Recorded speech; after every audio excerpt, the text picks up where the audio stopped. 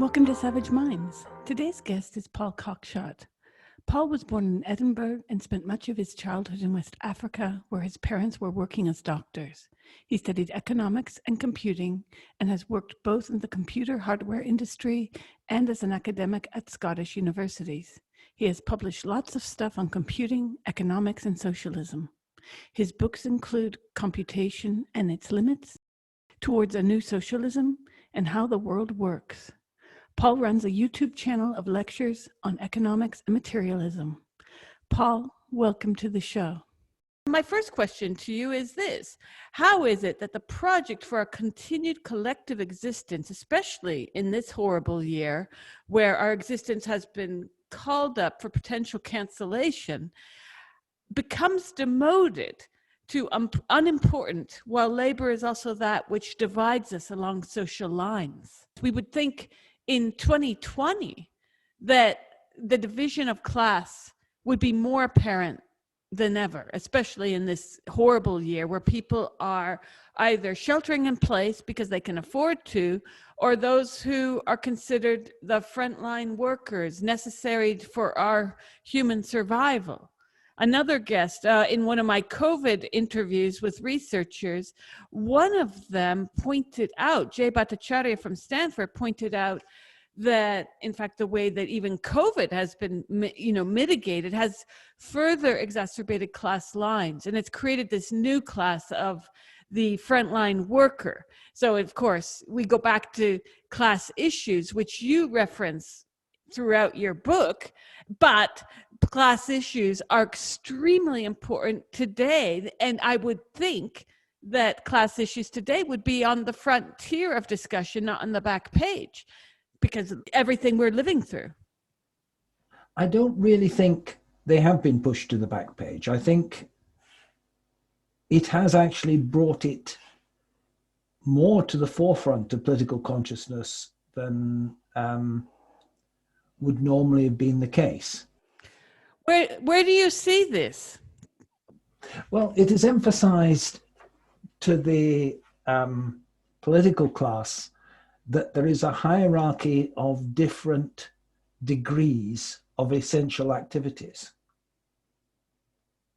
That the provision of basic food and power come above various business activities such as running pubs and casinos.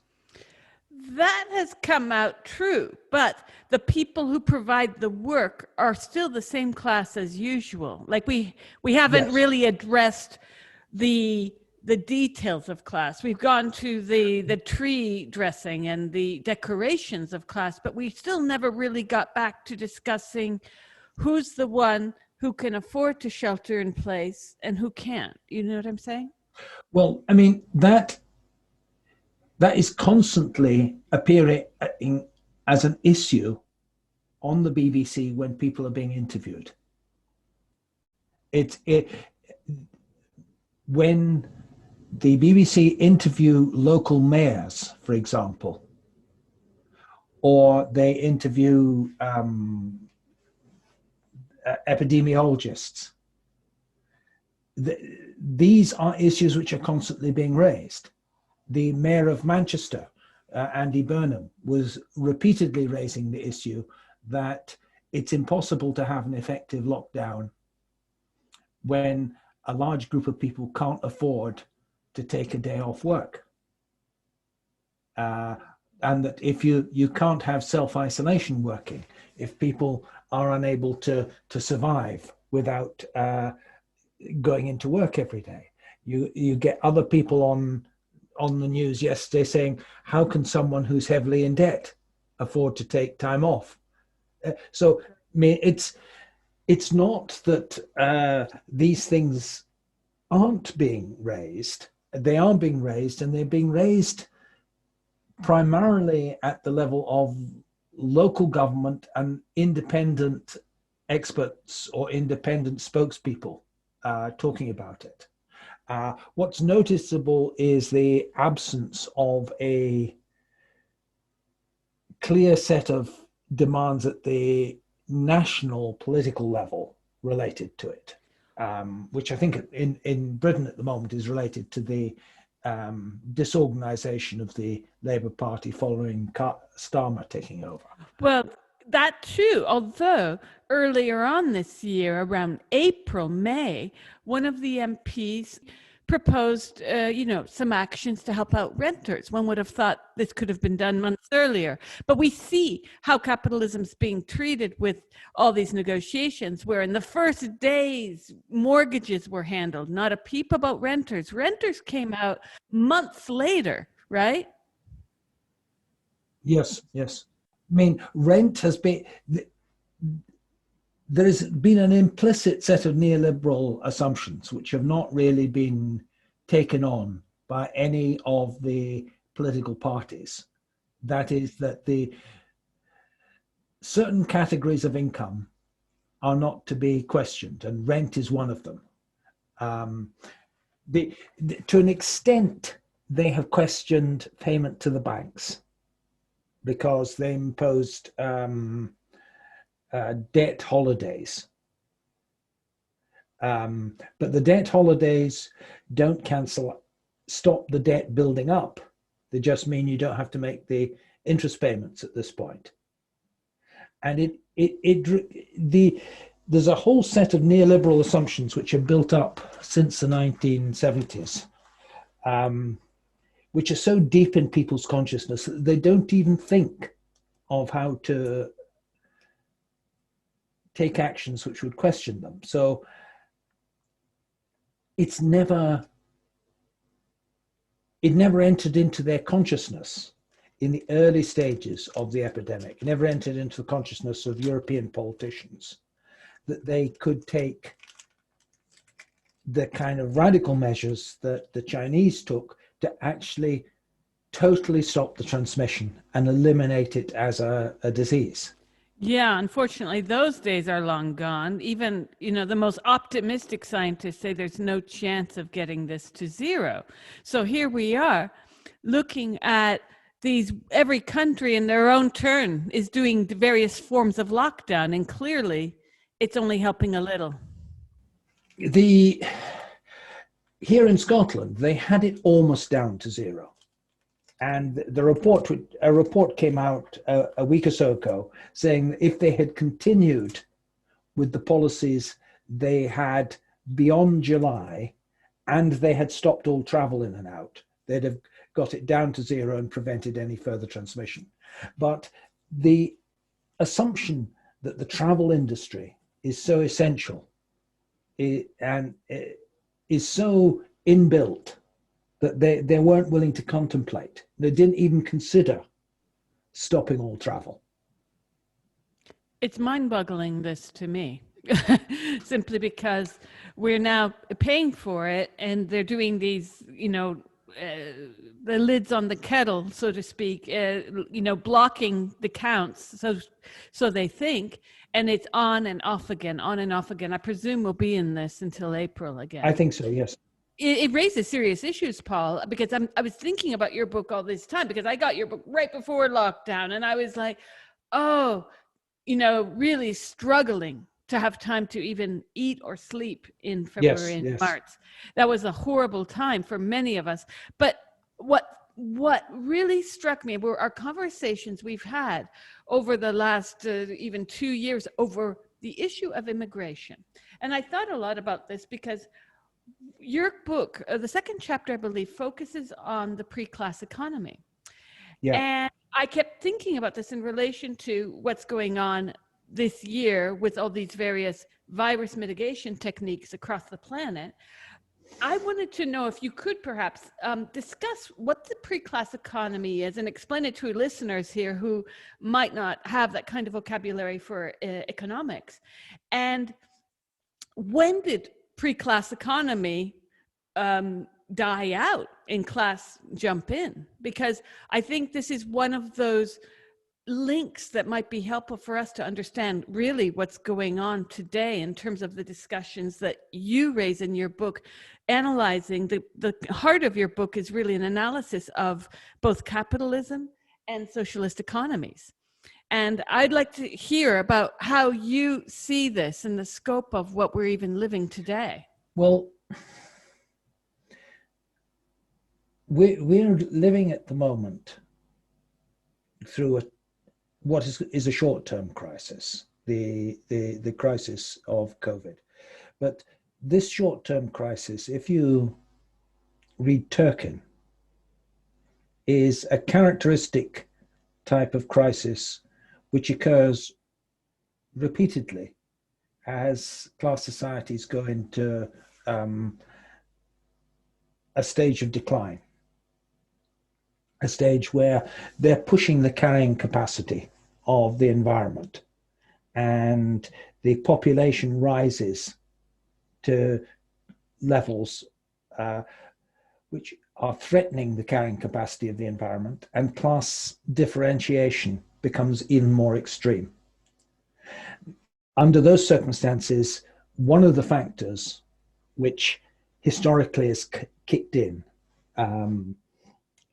has been increase in epidemics and pandemics.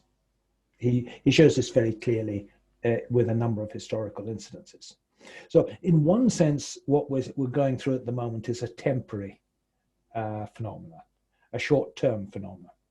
On the other hand, we're on the verge of a much bigger crisis, which is analogous to the crisis of the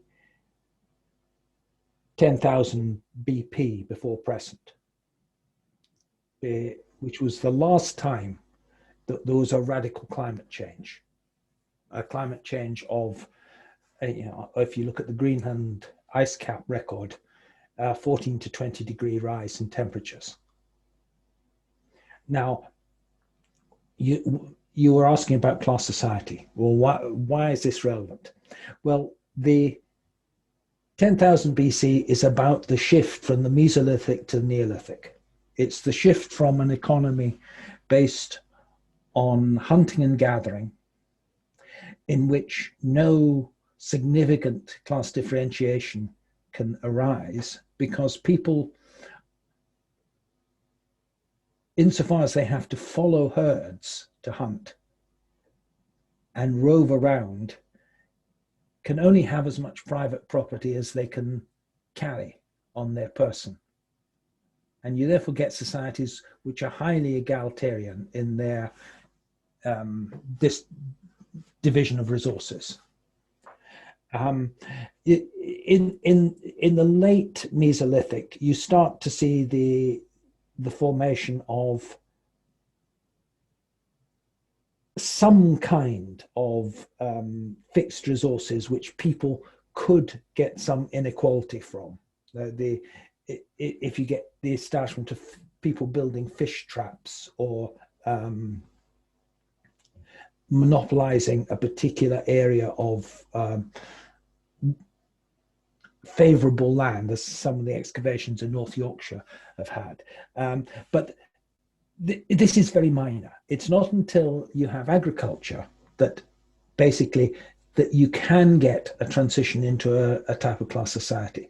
And even that appears to have taken of the order of 5,000 years, that there was a very long period of agricultural society with very limited class division. And the key, as far as I can see, I mean, it's very difficult to make sense of this, both because of the paucity of real evidence and the variety of different theories there are. But as far as I can see, the key factor is a shift in the population density relative to the carrying capacity of the land.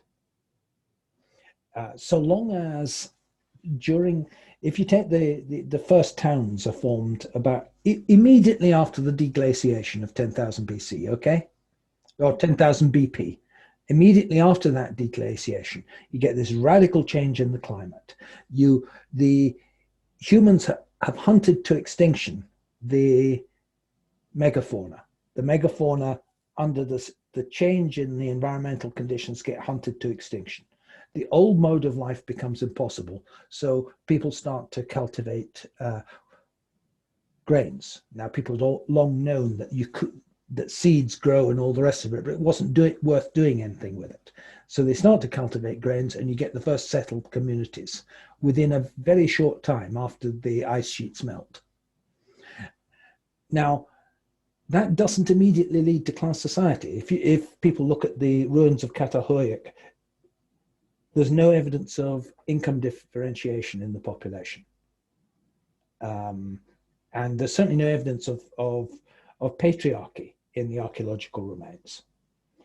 And why does all this arise? It doesn't arise until the possibility for surplus population to disseminate itself over previously virgin land comes to an end, at which point actually holding land becomes an exploitable resource. When land is essentially unlimited, you can't exploit people by land ownership. But once it becomes limited, then a landowning class can establish itself. You get various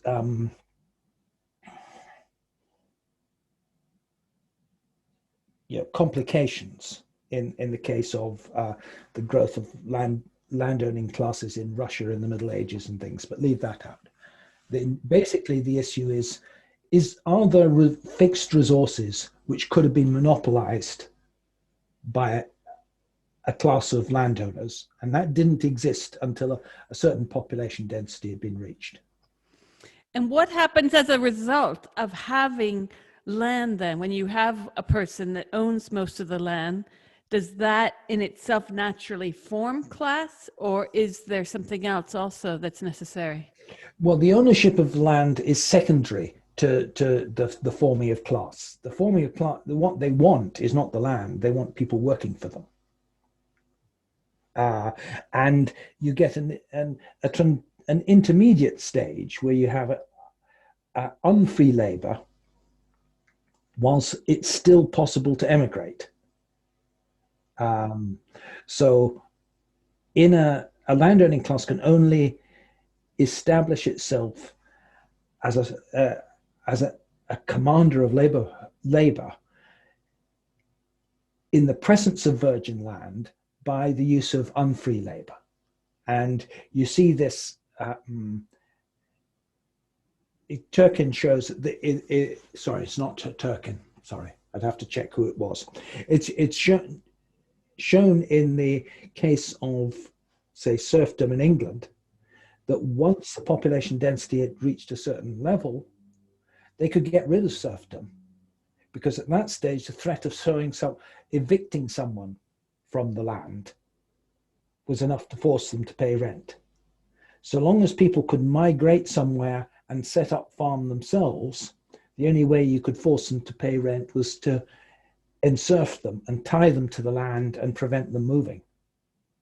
And again, if you consider the European settlement of the Americas, the only stable way that the European landowners who settled there could establish a population working for them was by reinstituting slavery, because the possibility was always there for people to migrate to as yet uncultivated land. So to establish a class system in America, they either had to have slavery, or if you take it, New York State and New Jersey and places like that, they tried to establish feudal relations. They had feudal tenure, but it was very difficult to establish that in the presence of the ability of people to move further west. What do you mean by feudal tenure in terms of how this relates to the slave class? In the 1600s, settlement in parts of New England still occur, and also the same applied in Quebec, still used European feudal landowning relations, whereby you would have a feudal superior and a feudal inferior, and someone who was the inferior was under an obligation to make dues in the form of rents or other rents in kind to a landowner. Now that was the long established class system in Europe, and they tried to transplant it to North America, but it could only be effectively transplanted in those areas where the initial labor of clearing land, clearing forest, was so high that it was worth someone paying a rent to a feudal superior rather than migrating west. And so this meant that in places in New England, for instance, that the attempt to foment feudalism ultimately failed because of even the vast expanses of options and lands to go to? Eventually it failed because of the ability of people to move west. But it was a factor that is elided in most histories of the American Civil War, that this set of relations existed, and that the feudal tenants tended to support the monarchy and were against independence because they could see that their landlords were pro-independence, so that both feudal tenants in New England and black people in the South tended to be pro-monarchist and against independence and go to the loyalist side, whereas the landlord class was on the independent side. It had a political impact at that time. And then the chapter after you look at the pre-class society jumps right into slavery. What's the link then between the pre-class economy and this economy based Well, on? this is the point I'm saying, is that effective establishment of intense exploitation was difficult if you unless land was restricted. So that slavery is one of the first forms in which exploitation occurs, because by unfree labor, you can constrain people to work for you, even if in principle they could move off somewhere else and farm. So, this was a constant problem in the late Roman Empire, that people would flee and set up, I think they're called sicari, I'm not sure, set up free settlements away from the area under the control of the slave owning class. But it was, so they actually had to physically put people in chains to prevent this. Now, what sustained slavery was warfare. Initially, the first slaves are captives. And once you have a highly developed state, you can then engage in warfare on a large scale and capture vast numbers of people. And the rapid expansion of the Roman state into an empire was based on its ability to enslave a significant fraction of the populations that it conquered and put them onto the Italian slave market, therefore boosting the labor supply beyond what it would be able to have by natural reproduction. Well, your book makes mention that slavery it waxed and waned throughout history, but what was more stable was the dependence upon a peasant economy. So you make that contention that slavery had its moments of coming and going, but peasant economies were more of the staple. Why is that? And how does this interact with then the migration classes? Well, a peasant economy is a mode of production that is capable of self-reproducing. The peasant families both have access to the land and instruments of labor by which they can feed themselves, and they are capable of generating at least a balance or a surplus of population.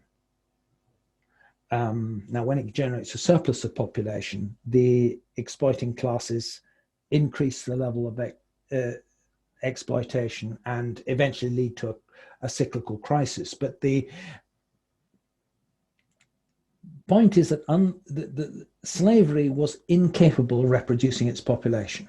It was a parasitic system that depended on wars to deliver fresh captives to the slave market.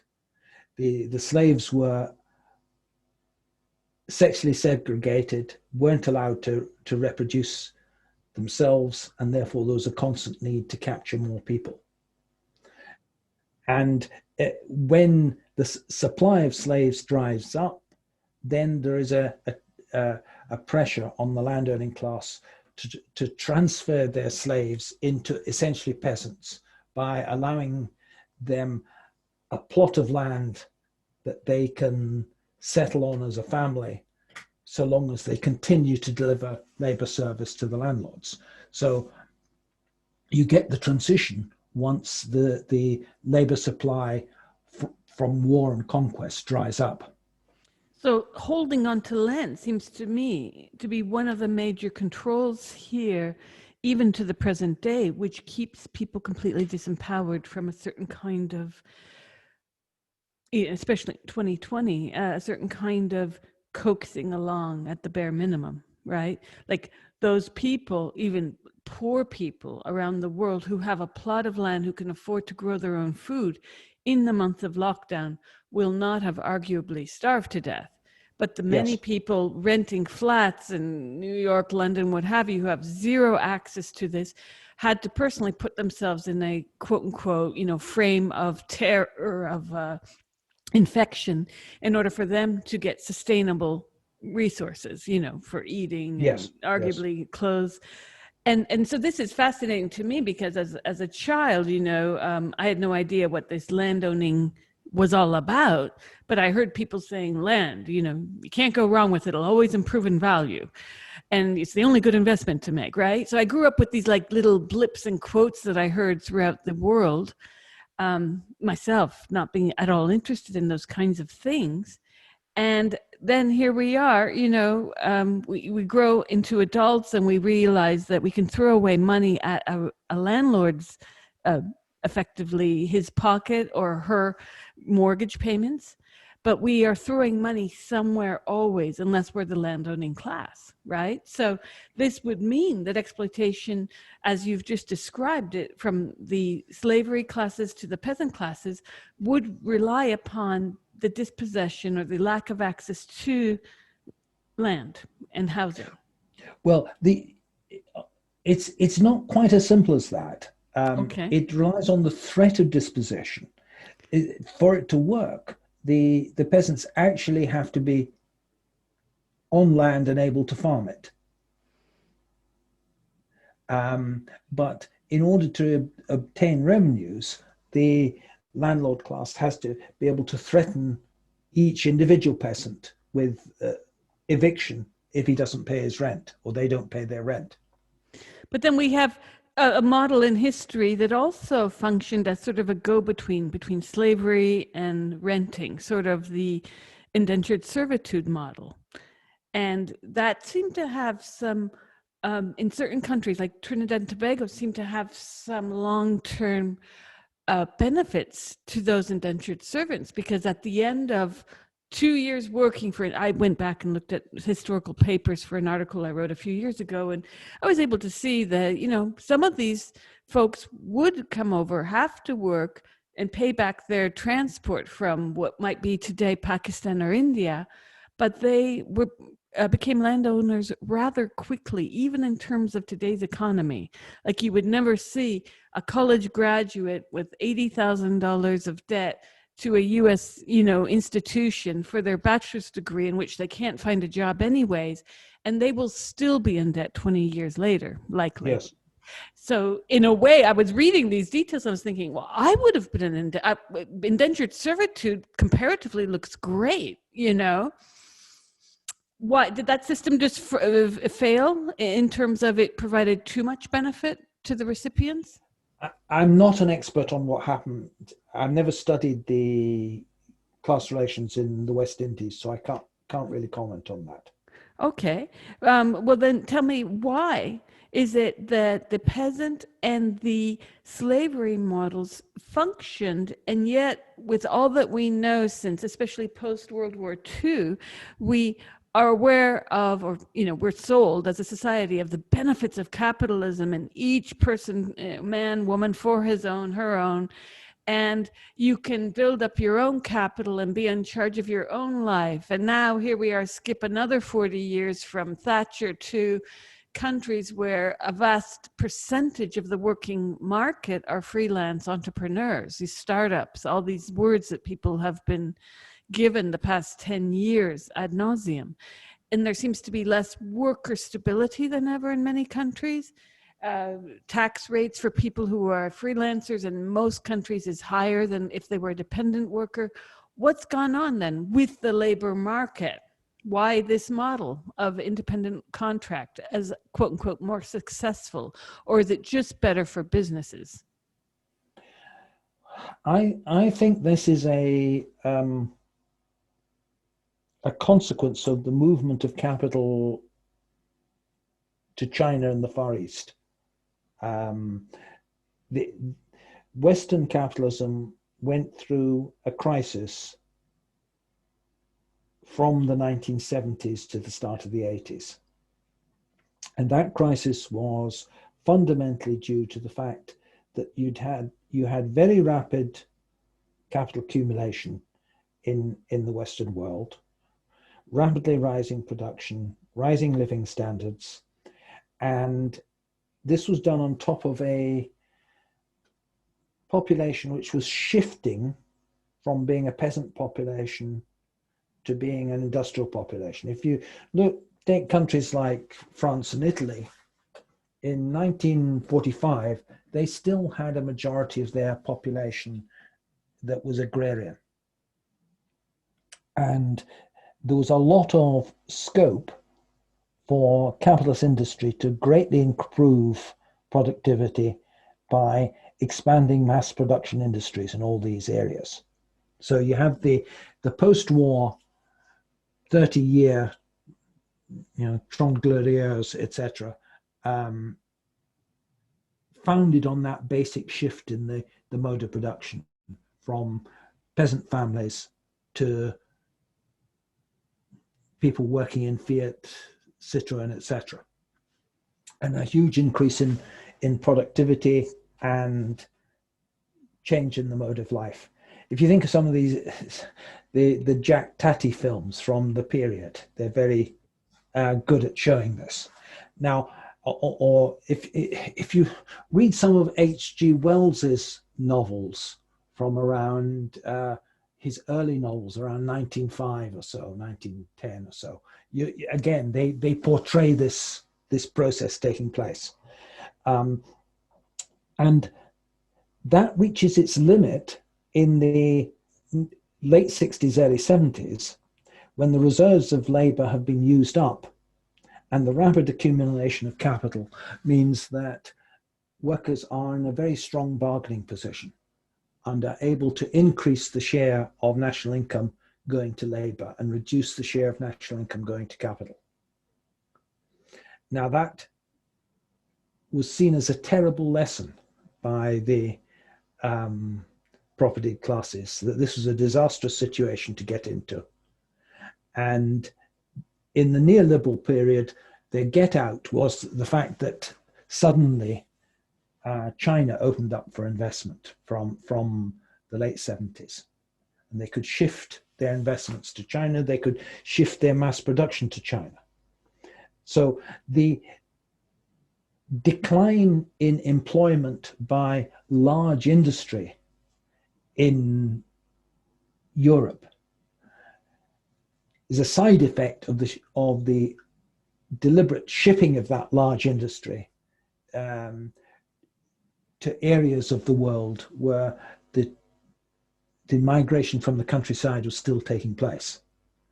And that means two things. On the one hand, job opportunities in large firms decline. And on the other hand, you get because of the decreased bargaining position of labor relative to capital, you get an increasing concentration of wealth. This is well documented in Piketty's book.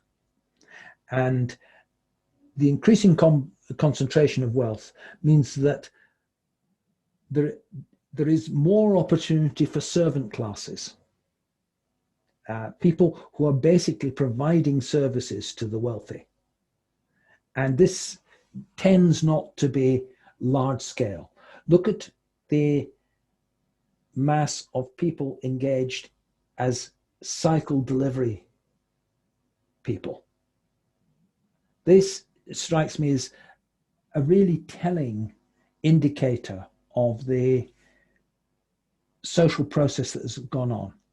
The cycle delivery was something that was common in the first decade of the 20th century, at a time when class polarization was extreme and the wealthy could afford a lot of time by the propertyless to be devoted to them. So they could afford all sorts of servants. They afforded household servants. They afforded delivery boys on bicycles, etc. With the repolarization of wealth that's occurred, all this reappears. Things which, when I was a child, were taken as a sign of the most awful backwardness of, say, Hong Kong, that they had rickshaws pulled by people on essentially a bicycle at the front, human-powered delivery. This was taken as a sign of what terrible poverty there was. And what are we having now? We're getting the same thing, and it's because of the increasing polarization and the increasing part of the population who have absolutely nothing. Well, Paul Embry mentioned this to me when I was discussing labor rights and immigration, because he said that one of the things that we need to pay attention to is the fact that now big businesses, corporations are not investing in technology as once upon a time they did. And he uses the example of the excess today of hand wash, people who wash cars by hand. And yes, how, 20 years ago, there were more machines out there to do the job. It's true. Even where I live, you see a lot of these machines that were spanking new around 2000 dead today and not even maintained, because there's this now new economy for very basic services, as if we'd skipped the last 70 years. Yes, it's a consequence of polarization of wealth. Adam Smith says money is the power to command the labor of others. And when the upper class can command more labor as a share of the national income, they will command it in all sorts of menial forms. The boom of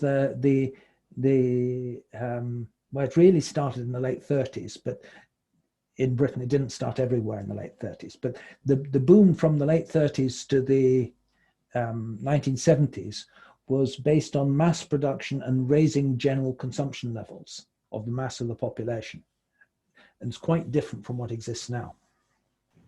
Well, what exists now is, with COVID, it's one of the most obnoxious statements I've heard of the year was someone saying how much money they have saved eating out. Of course, that demonstrated to me a complete lack of any kind of economic or social consciousness, because the masses who can't even afford to eat in should be the greater question. And again, I sat reading daily all these reports, and I was really frustrated with the fact that governments took so long to address rent. And I mean, Italy didn't address rent until after the summer. New York addressed rent unofficially by groups of students and others coming together demanding for rent forgiveness, which never happened. They just, like in England and the rest of the UK, they had a forbearance period when landlords could not evict anyone. Well, that ended recently. In the UK, it ended. Yeah, I mean they ought to be saying for the duration of the pandemic, rent is not due, no, and doesn't accrue. But they are desperate to protect the interest of the property owning classes, so they don't do that. It doesn't even occur to them to do that. Exactly. And this is the kind of unconscious that I'm finding rife within the quote unquote left. I have to put left in quotes all the time because a lot of people call themselves leftists and they're nothing of the sort. They're just Republican types who like the idea of opening up borders. But you start to mention house ownership, or when I suggest that people who own more than one home should have to give it to someone else who doesn't have a home. Of course, I'm immediately decried as some kind of Marxist or socialist or whatnot. But at the same time, these are arguments that it seems the class owning population does not even consider, not even during a global pandemic. It struck me as very odd that banks were very quick to forgive late payments on cards, credit cards, and late payments on homes, or no payments on homes. And the renters, the poorest, I mean, if you can afford to buy a home, Yeah. you should be maybe number 2 on the list of who isn't supposed to pay something, because number 1 on the list definitely should be renters. I mean, the history shows, though, that you only get anything done on this when tenants organize rent strikes and refuse to pay. You never get a shift on this unless there is organization to stop payment. Now, the problem with the pandemic is it makes it very difficult for people to organize. During the 1980s, we were very effective in Glasgow at preventing the poll tax, which was essentially a payment everyone had to pay. But the method of enforcement that was used for the poll tax was a method of enforcement which had originally been developed for forcing people to pay their rents. That you would get someone would apply to the court, and what was called the Queen's Messengers at Arms would then arrive at someone's house and distrain their property and take it off for sale. I mean, this was, so long as the situation only affected a few people individually, occasionally, that system of coercion worked very effectively.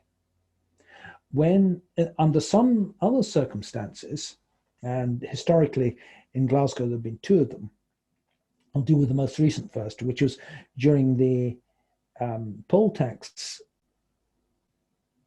civil action, where there was mass non-payment of taxes, and at least a quarter of the population, probably more, was refusing to pay their tax. It was impossible for them to carry out this kind of threat against a quarter of the population. And those occasions where they did attempt to carry out the threat, the popular organizations, the anti-poll tax unions, gathered crowds outside the buildings, and the Queen's Messengers at Arms no longer carry swords, so that they were easily intimidated by a large crowd of people blocking the entrance. And on the one occasion where they managed to get in and tried to organize what's called a warrant sale of the person's property, they were going to hold it, in order to be able to get away with it, they were going to hold it in the courtyard of an old combined sheriff court and prison building, now disused. And they'd got the woman's property in there, and lots of us gathered in the entrance to tenements around the area before it was dawn. And as soon as they opened the gates, thousands of people rushed out and occupied the ground and prevented the sale from taking place. Now, that showed that if you get large-scale popular opposition, you can prevent the enforcement measures. The previous case where that happened was in 1917, when the women of Glasgow organised a rent strike against the landlords and refused to pay rent. And again, they were able to prevent evictions by mass gathering outside the buildings and preventing people's possessions being taken away. But you can defeat the landowners on this, but only by large-scale action, by people being able to organize and act on it.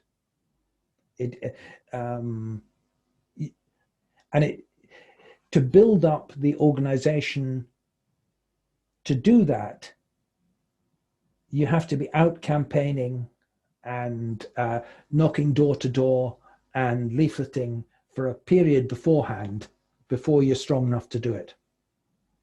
It has to be a large scale organization involving thousands and thousands of people active to do it. You're listening to Savage Minds. We hope you're enjoying the show. Please consider subscribing.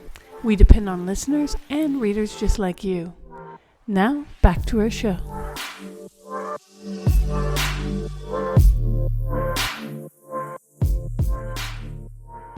It's one thing that was curious to me living in Britain, seeing the difference between what are leaseholds and freeholds on land, something that isn't common in many other countries.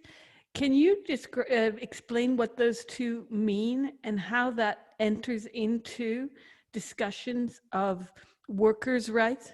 That now only exists in England. It was abolished in Scotland as soon as the Scottish Parliament was established, where it's, again, this is the feudal superior relationship.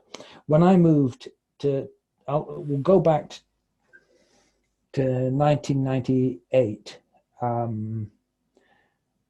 when we were living in Glasgow. My wife lost her job, we weren't married then. My partner lost her job, and we had a child, another one on the way, and we couldn't afford the housing in Glasgow. So we moved out and bought a cottage in a town of Lanark. And we thought, okay, we've got this house, we've paid for it. That's all we need to worry about. Then shortly afterwards, I started to get letters from a firm called Justified Properties. And Justified Properties informed me that I was the feudal inferior of somebody and owed them feudal dues. I refused to pay it, and they never did anything. And then a year or two later, the Scottish government abolished feudal tenure. But the leaseholders are a relic of feudal tenure.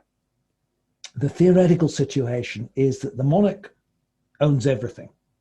The monarch then grants certain people the position of being tenants in chief. And the tenants in chief of the monarch are the feudal superiors of those who live on the land that they're made tenants in chief of. When cities were being built, the landlord class ensured that in the main, if houses were built on lands that didn't belong to, for which the Duke of Westminster was the tenant in chief of the monarch. If an area of Westminster was built on, he retained the position of being the feudal lord of that area and was entitled to collect a nominal rent for it. And he would then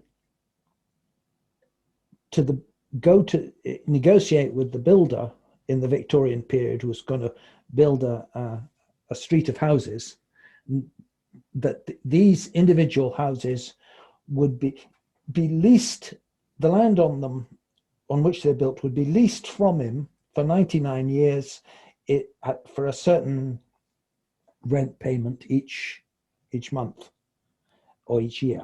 And in principle, at the end of 99 years, the land reverts back to the Duke and the people can get evicted. So it was a means by which the landlord class established an in perpetuity revenue from urban development, which occurred in the Industrial Revolution.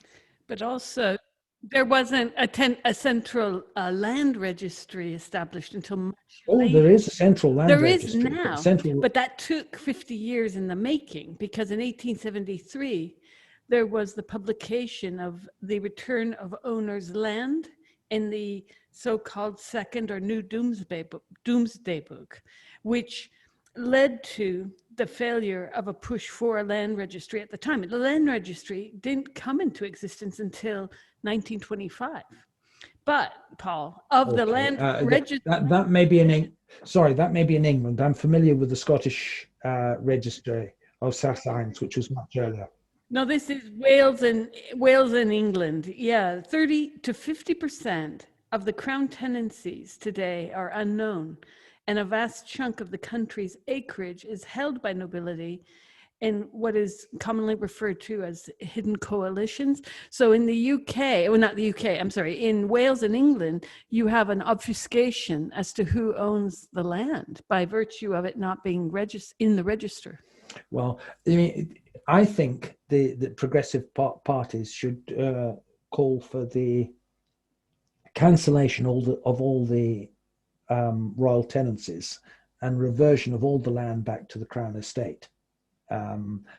And so the rent on the land, instead of the tenancy in chief of the Duke of Westminster was given to his ancestors in return for being willing to raise a regiment in defense of the country, or not a regiment, but a levy of troops. Now, it's quite a while since the Duke of Westminster raised a regiment, so they're clearly in breach of their original tenancies. So you could ideologically justify it quite easily. You're not confiscating something, you're just cancelling them because they're not doing what they should do. And the Ministry of Defence has taken on that mantle as well. The Ministry of Defence has taken on the mantle, so there's no justification for continuing the feudal tenancies. But the effect would effectively be to turn all rent of land into public revenue, because from the 18th century, the crown lands were handed over to the exchequer in return for the king getting civil list money. And therefore, if all the tenancies were cancelled and the land returned to the crown, essentially they would be returning to the government, and the revenue would become available for general public purposes. And of course, that has not happened. Instead, we have a good chunk of people, especially in England and in places like London and Manchester, where housing is at a shortage.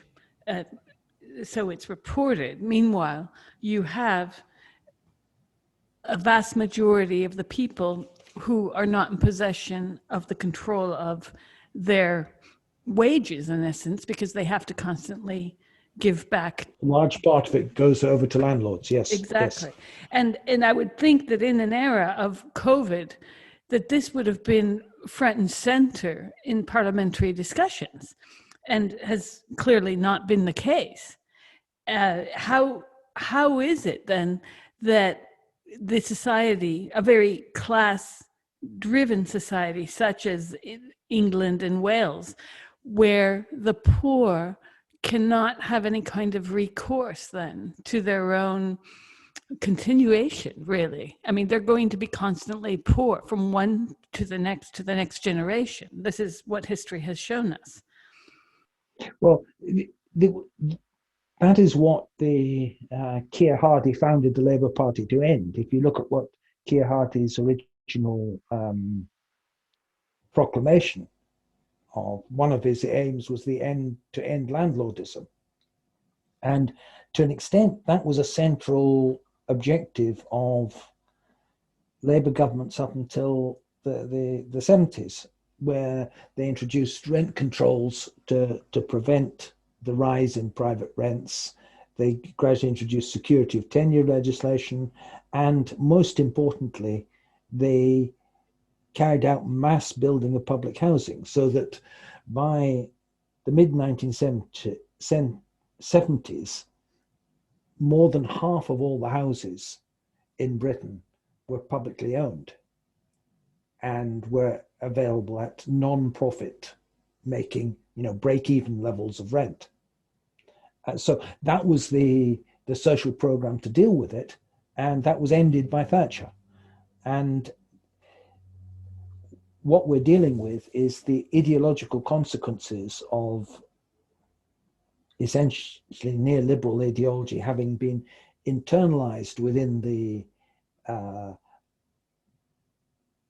Labour Party under Blair, and therefore no attempt being made to revert to what was the only programme which essentially brought down rents, which was the mass building of council houses. Exactly. And then Thatcher did something very clever to buy up her tenure as prime minister with the right to buy scheme, which brought in the notion that the Tories were empowering people to own their own homes, which sounds great on paper, I guess, except that the right to buy scheme ended up depleting a lot of the housing that was needed to support the working classes, right?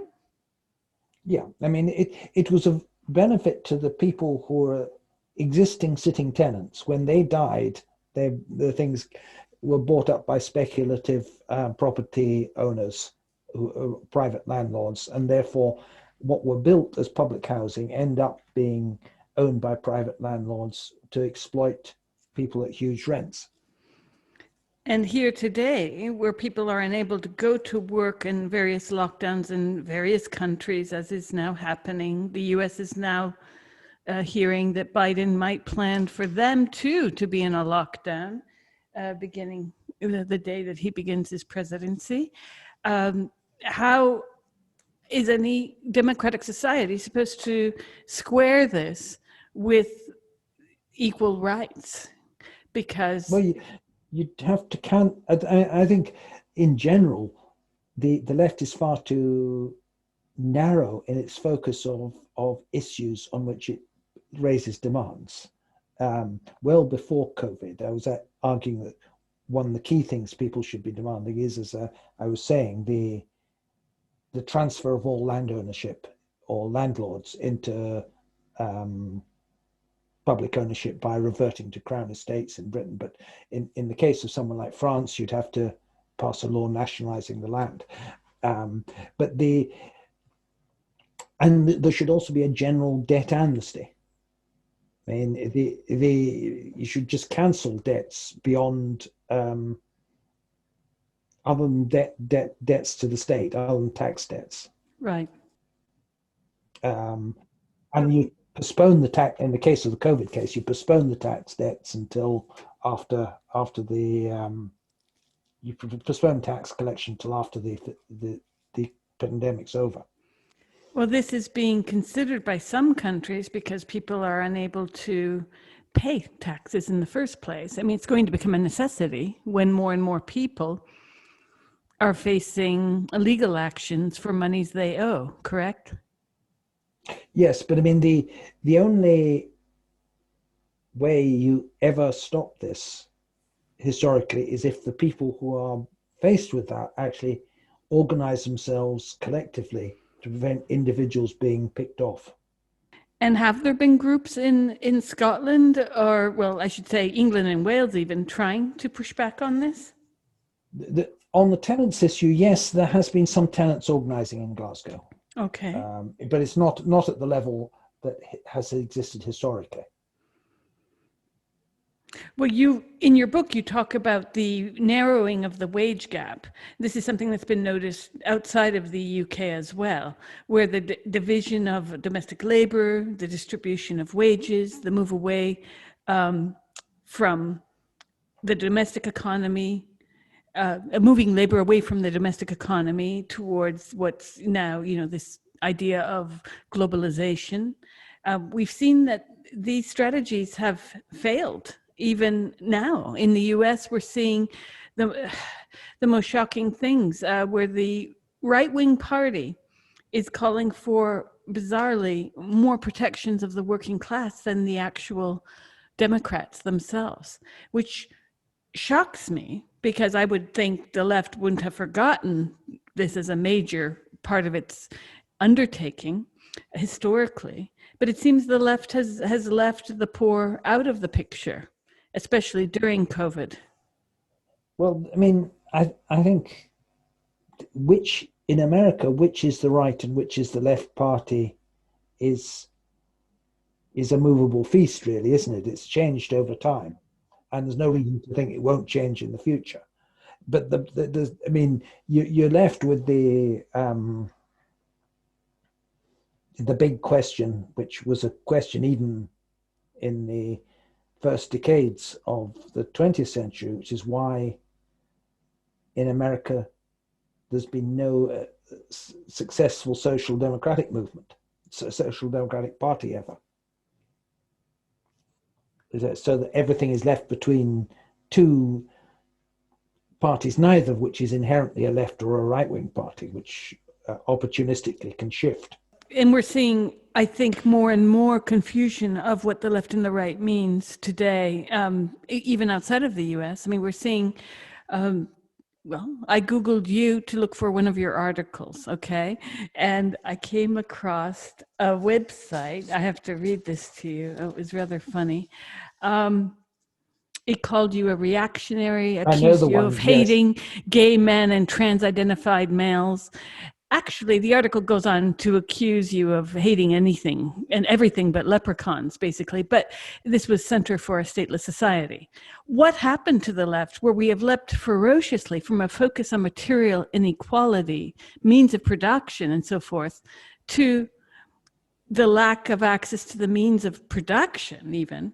And now we're stuck with identity politics. How did that happen, Paul? I mean, I was really laughing reading the comments in that article because it seemed to me screaming. The headline of the website is, we want a stateless society, but it's a society where there's no resonance with material reality to include what hate means, because clearly I've seen your comments, I've read your articles, I've listened to your videos, I've watched your videos, and there's no evidence of you being hateful or discriminatory. They even take issue with your views on prostitution and the exploitation of women. How did the left get here? It's interesting. I mean, it was a bit, I think at the basis, it's an issue of what class makes up the parties of the left. I mean, it was a real eye-opener for me in the early 1980s when I got so fed up with what Neil Kinnock was saying and his attitude on the miners' strike that I left the Labour Party and joined the Communist Party. And it was immediately evident to me that there was a huge change in the class composition of the people in the branches. The Central Edinburgh Labour Party had a few working class people, but it was predominantly made up of people with an education. When I joined the Central Edinburgh Communist Party branch, it was poor working class people mainly. And there were a few educated people, but they're very much a minority. Well, education isn't necessarily a negative, is it? Or is it that the throes of power were in the hands uniquely of the educated? Well, this was something that other people had been. The, so slightly afterwards, I read some interesting accounts from a group called Red Action, or who were very associated with the anti-fascist action in Britain at the time in combating the National Front. And they were made up of very working class Irish, often Irish background workers. And they formed something called the Independent Working Class Association back in the 90s. And they were pointing out then how the Labour Party had essentially become a party of the professional middle classes. Now, this has been, other people have cottoned onto this more in the last 5 or 6 years, when people start talking about it being a party of the professional and managerial classes. And but you can go back and see this issue existing in some stuff that Labriola was writing before the First World War about the Socialist Party in Italy. There's the same kind of fact that a large part of the Socialist Party in Italy, he was saying, was made up of teachers and government employees. Now, this group of people have an interest in the state doing more, but they're not the same as the factory workers, who also provided part of the basis of the Socialist Party. And in the case of Britain, the relative weights of the two social groups changed. And if you're in the middle classes, your main concern is social mobility and being able to move up the hierarchy of pay grades that capitalism has. And the degree to which you're interested in social change will focus on the degree to which you perceive that there are institutional obstacles to you rising up the hierarchy. So identity politics is focused on those kinds of issues. What stops a professional person who is of a ethnic minority, or what stops a professional person who is gay from moving to the top of the managerial or social hierarchy, which is a completely different issue from the class issues which concerned the industrial working class, which was the collective organization against the employer. Exactly where your book came into play last week when I was talking with Paul Embry about this. He's a pro-Brexit firefighter, union campaigner, and he holds various views that are historically on the left. One of them, he reminds me, is being the left in the UK has been traditionally for immigration controls, not open the borders. And he was pointing this out to me because it would seem to anyone who's under 30 that the left has always been pro-migration. He says this is not true. What shifted historically, both within the Labour Party and the left, in terms of how they approach immigration and how this feeds back to the problem of wages that Embry was saying, that unionists could control wages by making sure that there weren't unduly too many immigrants to compete against, because obviously immigrants would be paid even less. Well, this is the general, the long-term determinants of it was what I was talking about before. The shift in capital out of Europe towards low cost manufacturing centers in Asia. This is what shifted the balance of forces between capital and labor in favor of capital.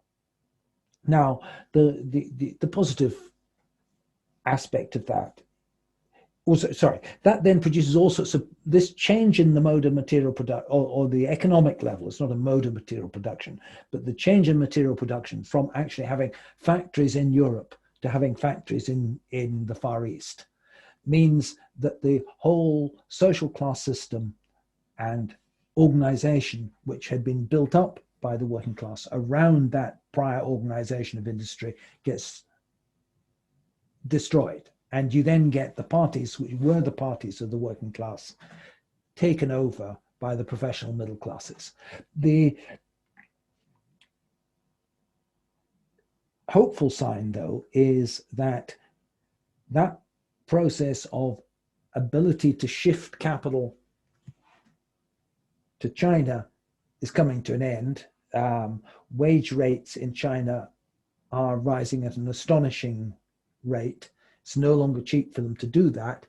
And this mass industrialization of China and the closing of that avenue is going to produce a shift in the balance of class forces internationally. And it's going to force the European bourgeoisie to realize that they have to carry out domestic production again, which in turn will reshift the social balance of forces in Europe. But these things take a couple of decades to take effect.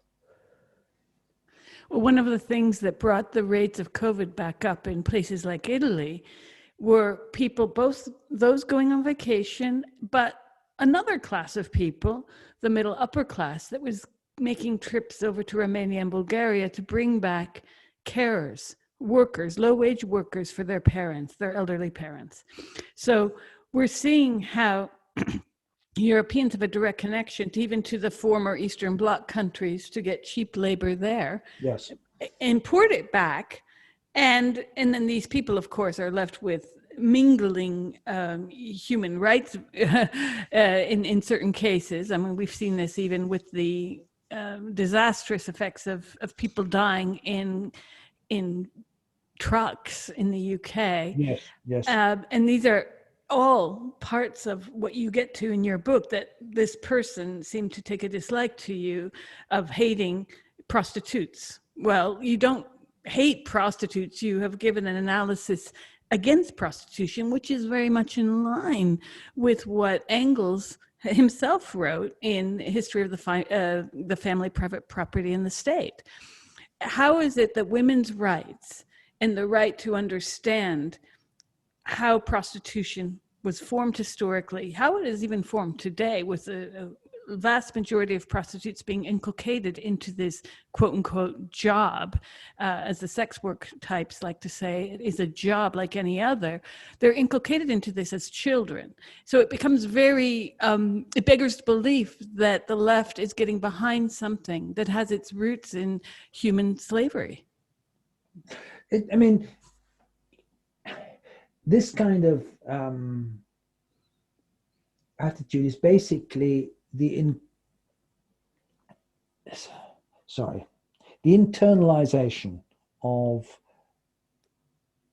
a neoliberal view of the world, where the emphasis is on individual autonomy, the naturalness of commodity exchange, the naturalness of selling your labor, and extends to the naturalness of selling your body for sexual purposes. And then from that, why not go on to the naturalness of selling body parts? Why not? Is it not an terrible infringement of human rights to stop poor people selling their kidneys?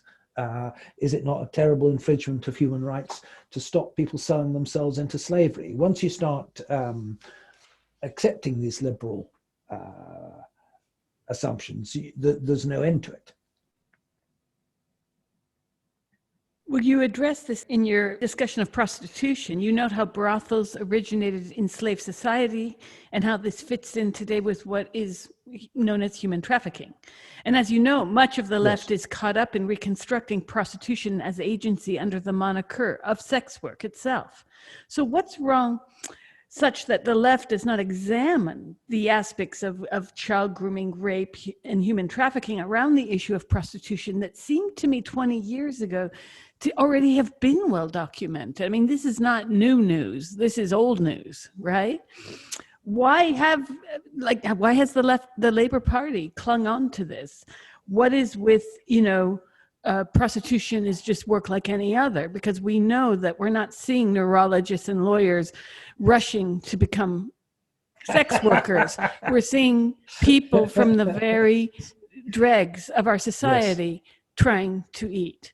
And this is across, whether we're talking about India, Bangladesh, Ecuador, or Cuba. I mean, the fact is that people want and need to eat. So we have seen that neoliberalism today, not as an economic maneuver either, the political ideology of neoliberalism, people who say, I voted for Obama, I voted for Labor, but they can't seem to put two and two together when it comes down to what are human rights and the right to perhaps have food instead of, the offer to become a sex worker. And there seems to be then a pour over from this, where you discuss the finance sector in your book, and you relate the finance sector as yet another unproductive sector, right? Why is it that this is unproductive? Why is both prostitution and financial sectors unproductive for our society?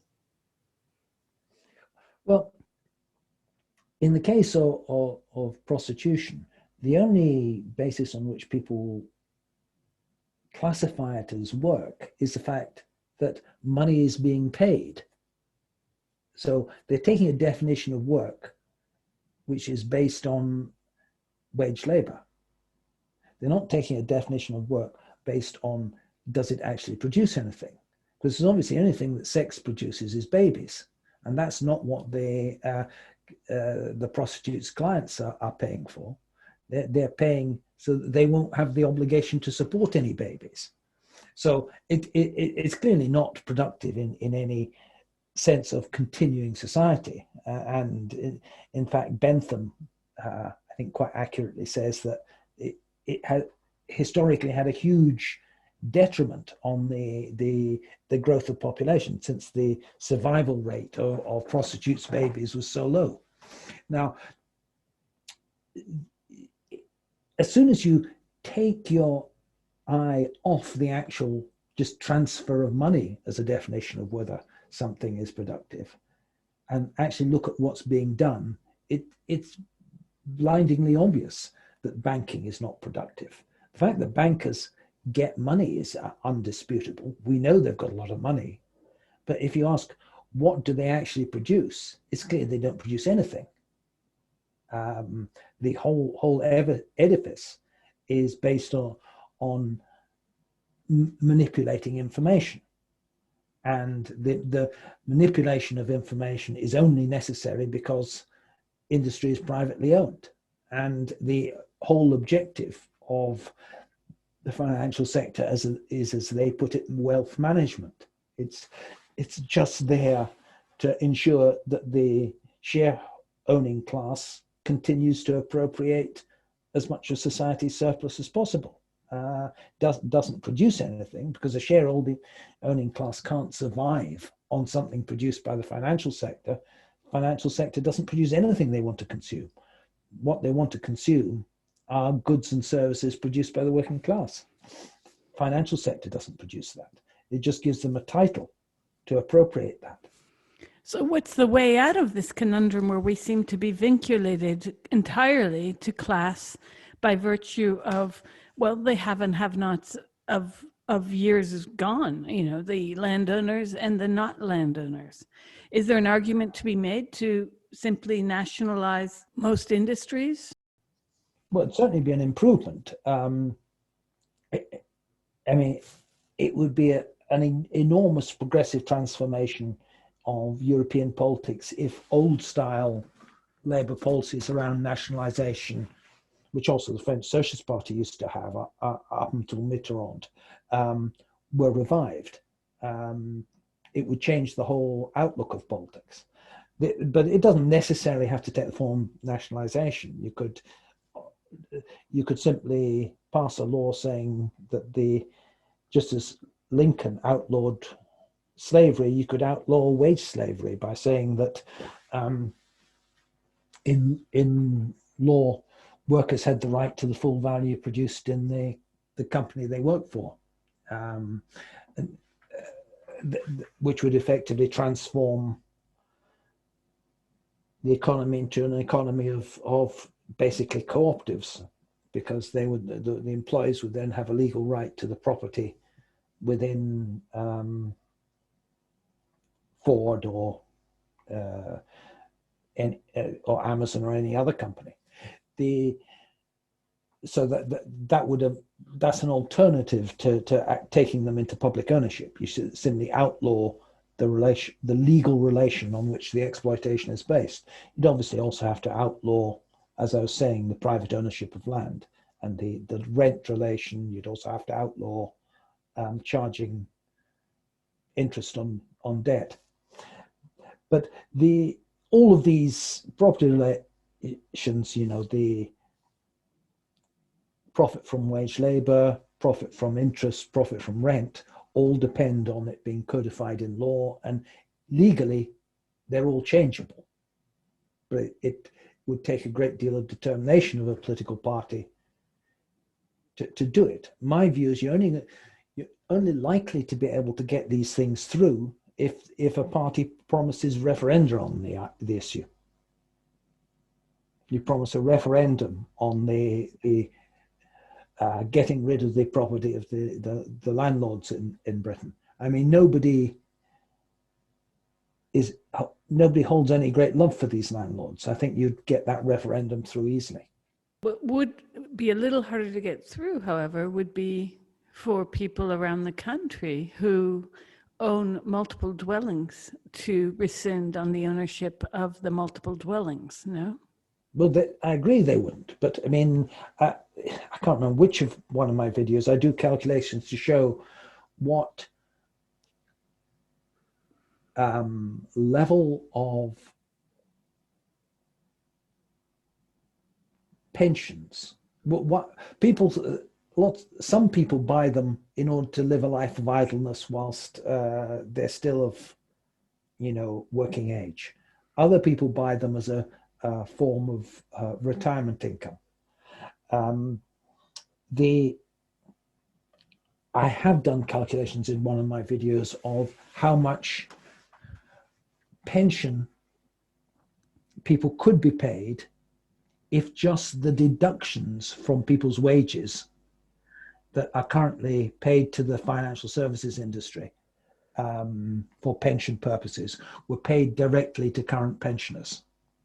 And so that if you got rid of the financial services industry, you got rid of the private land owning, you could still provide a very good level of pension to everyone, and they wouldn't need to hold these properties. So these kinds of reforms of property ownership would have to go along with a reform of pensions, so that people's security is not being threatened. But so much is skimmed off by the financial services industry that if you just paid the deductions from people's wages, the pension deductions directly out to current pensioners, the real pension income would go up markedly for most people. And why have lawmakers not advanced policies against this then, such that people might be better protected? Basically, it's all down to economic ideology. I think that unless political parties have a different political economy, they can't form policies. If they accept the political economy of neoliberalism, you end up with what Fisher called capitalist realism, that you narrow the options to those that are acceptable to the property classes.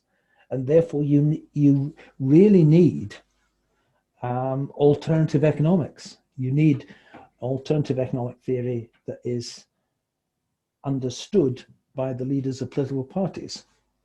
and this existed in various forms in the past. Obviously, the classical social democracy relied on either on Marx or on other people who had similar views like Robertus. The mid-20th century social democracy had people like Lerner and various variants of Keynesianism, but all that got chucked in the bin during the Thatcher period, and without any such ideology, the politicians can't think of different policies. Wouldn't COVID-19 lockdown period have been a great experimental terrain to test the waters of something new? I mean, this is what I was really hoping for, is that the great chasm between the have and have-nots would have been more evidence. Instead, we had media stirring up fear about, the virus and 6 people and so forth, but we weren't really given an opportunity to test anything new. And it seems to me on purpose in a way, because, politicians in these moments might also personally have fears of well-being and so forth. But at a certain moment, don't they wake up and say, oh, wait, I've got in my constituency all these renters writing me unable to make rent? That is happening. That's happening. I mean, it's not happening, as I say, by national politicians. It's because the ideological controls now on the National Labour Party are too strong. Since they got rid of Corbyn, the voices come through via local politicians, and it's somewhat harder for the central parties to control that. But I agree, it's inadequate that it comes down to local mayors to raise this. Well, certainly we're seeing Extinction Rebellion protests during this period allowed to go forth. Obviously, certain women's groups were not allowed to manifest publicly, as I'm sure you saw that a couple months ago. Women are treated as, okay, another group that need specific permissions to manifest. Again, the activists who are in favor with the liberal media are scrutinized less as to if their manifestation is breaking lockdown or not. So we're seeing a politicization of even who's allowed to speak and how, because as you mentioned earlier, the ability to organize is also being hampered by these lockdowns and the virus itself and the fear that people have. It's rational to do that. I mean, I'm a member of a small left-wing party, Solidarity, in Scotland. We no longer have any elected representatives, but we voluntarily suspended actually in-person meetings from March because it was obviously too risky. So that people are hampered considerably by the fact they can't meet up and don't want to take the risk of meeting up. So are there any lights at the end of the tunnel in this? Well, it has made an important point that the state can fund things at a level which would previously have been unthinkable. It has raised the current level of, in Britain, it's raised the current level of universal credit and made far more people aware of just how awful the rules governing it are.